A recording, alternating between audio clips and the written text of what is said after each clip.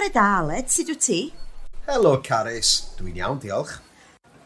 Gai ofyn cwestiwn i ti? Pa gerdyn wyt ti'n hoffi? Yr un efo balloons pink? Ta'r un yma efo cacen pen blwydd? Dwi ddim yn siŵr. I bwy mae'r cerdyn? Mae chwaer fy mam, Aunty Sally, yn 80 oed dy Sadwrn. Da ni'n mynd â hi i westi Portmeirion i gael te pnawn. Bendigedig. Rhaid i ti ddewis y cerdyn efo'r gacen. Da chi'n siŵr o gael cacen arbennig iawn ym Mhortmeirion? A deud y gwir, dwi wedi coginio un yn barod. Mae Aunty Sally yn hoffi cacen ffrwythau efo digon o frandi.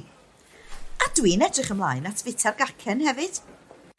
Wel, wyt ti medru helpu efo dewis anrheg penblwydd i Thomas? Dy fab di? Be mae o'n hoffi wneud? Mae o'n hoffi trenau. Mae'r llyfr yna'n edrych yn dda, ond mae o dipyn bach yn anodd. Be am y Cris T yna? Yr un efo tren glas. Perffaith. Glas ydy ei hoff liw o. Wyt ti medru gweld un i hogyn 7 oed? Mae o'n cael ei benblwyddo'n 6 oed dy Sadwrn, ond mae o'n fachgen tal iawn. Fel i dad o.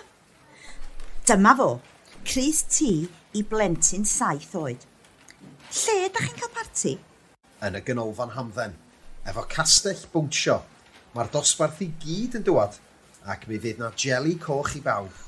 Bob lwc efo'r parti. Diolch.